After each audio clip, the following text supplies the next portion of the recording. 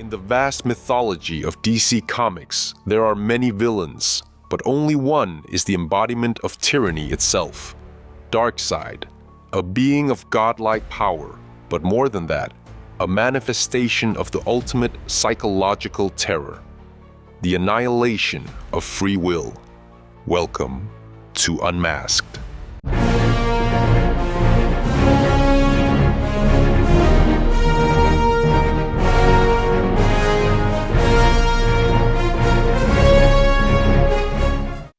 Darkseid does not rage. He does not flail. He controls. That is his essence. Psychologically, he represents the extreme end of the authoritarian spectrum, the desire not merely to rule others, but to obliterate their capacity for thought, choice, and identity. In Carl Jung's framework, we all carry within us the shadow, the repressed, destructive parts of ourselves. But Darkseid is not simply the shadow. He is what happens when the shadow seizes power, shapes a world in its image, and proclaims it order.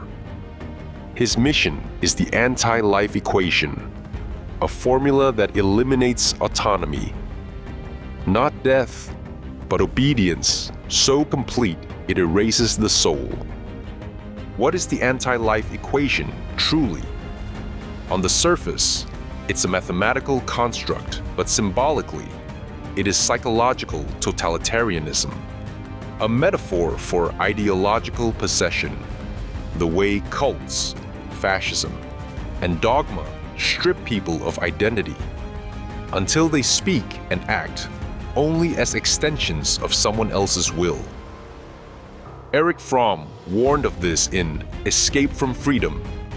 Humans, terrified by the burden of free will, often yearn for someone to tell them what to be. Darkseid is that someone. He offers escape from anxiety, doubt, conflict, but at the cost of selfhood. This is the true horror of Darkseid. He is not chaos. He is the end of change, the stillness of the grave, wrapped in the language of order. Darkseid believes he is God, but not in the benevolent, omniscient sense. He is God as tyrant, God narcissist. He demands not love, but submission.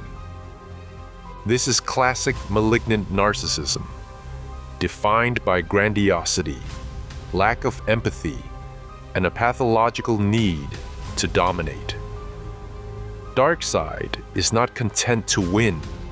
Others must acknowledge his supremacy or be annihilated. In his presence, no other truth may exist. His ego consumes reality itself. This mirrors the psychology of real-world despots, those who cannot tolerate dissent, not because it's dangerous, but because it reminds them they are not, in fact, gods. Apokolips is more than a planet. It is a psychological landscape, a world where suffering is systemic, compassion is weakness, and hope is extinct. In psychological terms, it is the externalization of a dehumanizing worldview, a society built on trauma, control, and surveillance. The individual does not matter. There is no I on Apokolips. Only function, obedience, pain. It is the logical endpoint of Darkseid's ideology, the soul stripped down to machinery, autonomy crushed beneath the wheel of a cosmic regime. Darkseid is a father, but not in the nurturing sense. He is the devouring patriarch, one who sees his sons not as people, but as weapons. Orion, born of Apokolips, but raised by Highfather, rebels. Kalibak, who grows in Darkseid's shadow, becomes broken, desperate for approval that never comes. This is a study in intergenerational trauma. Darkseid cannot connect. He cannot love. He replicates himself in others or discards them. He is the ultimate narcissistic parent, one who molds children in his image, then despises them for not being perfect mirrors. Beneath all the power, Darkseid is afraid, not of heroes, not of gods, but of freedom, of a universe that exists beyond his control. This is the irony. The god of order is haunted by the chaos of existence. He seeks to impose a final stillness, not out of strength, but out of terror. In this, Darkseid is not unlike us. He reflects the darkest impulse of the human psyche, the desire to silence uncertainty, to destroy what we cannot dominate, to trade freedom for the comfort of control. Darkseid is not merely a villain. He is a psychological warning, a symbol of what happens when control becomes godhood. When the self demands the death of all other selves.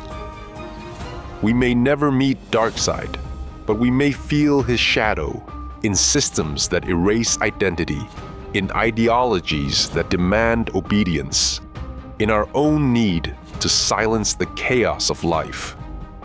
To confront him is not to destroy him. It is to recognize him and choose, again and again, to be free. Thanks for watching. Subscribe for more deep psychological dives into the minds of myth, fiction, and beyond.